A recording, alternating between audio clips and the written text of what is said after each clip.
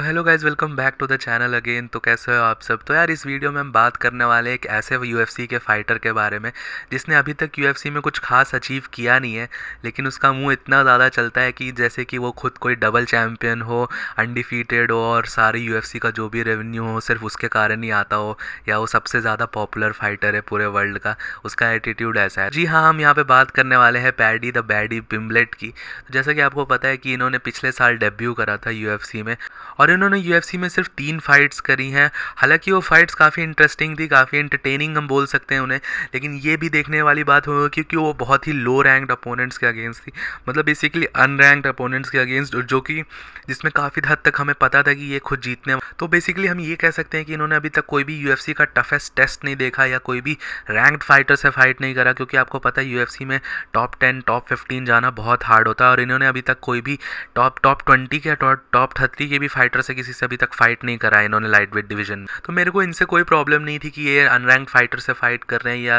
ये tough fights नहीं choose कर रहे हैं या अपने अपोनेंट्स को चेरी पिक कर रहे हैं। मेरे को प्रॉब्लम तब हुई जब कल इन्होंने इंटरव्यू में चार्ल्स ओलिवेरा को क्वेश्चन करा।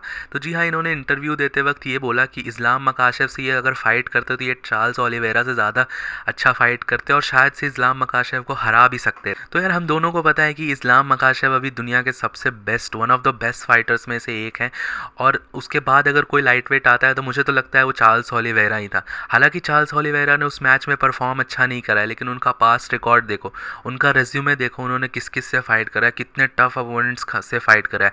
इनफैक्ट उन्होंने 1 साल 1.5 साल के अंदर Dustin Poirier, Justin Gaethje, Michael Chandler तीनों को फिनिश करा है, जो कि किसी, मुझे नहीं लगता आज तक किसी भी लाइट वेट ने इतनी कम टाइम में इतने बड़े बड़े कंटेंडर्स को हराया है। और उसके बाद भी उन्होंने इस्लाम मकाशेव से फाइट ली, ना कि कोई फाइट अवॉइड करी।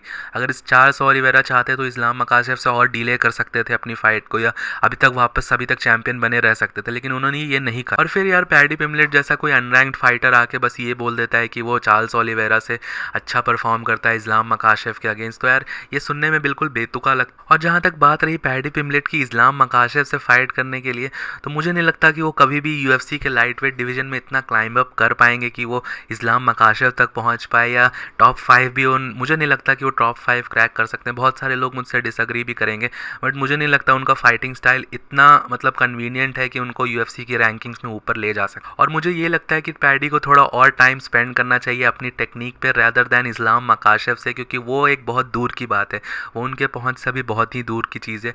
जो चार्ल्स ओलिवेरा, इस्लाम मकाशेव, डस्टिन पोरियर, माइकल चैंडलर कर रहे हैं, वो लेवल अलग है और पैडी का लेवल बहुत ही अलग है।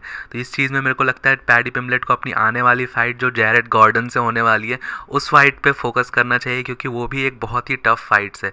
जहाँ तक पैडी पिम्बलेट का मुझे लग रहा है कि वो इस फाइट में काफ़ी ज़्यादा कांटे की टक्कर हो सकती है और फाइनली वो एक्सपोज हो सकते हैं, जो कि उनका फाइटिंग स्टाइल है अपना चिन हवा में रखना और रेकलेस स्ट्राइकिंग करना, और इस चीज़ों से जैरेड गॉर्डन इसका फ़ायदा उठा सकते हैं। और फाइट वीक में जहाँ तक सारे फाइटर्स अपने फाइट पे फोकस करते हैं, ट्रेनिंग पे फोकस करते हैं, वहीं पैडी पिम्बलेट दूसरों के बारे में ज़्यादा टिप्पणियाँ निकाल रहे हैं, जैसे इस्लाम मकाशेव से मैं फ़ाइट कर लूँगा। ये सब की क्या बेतुकी बातें।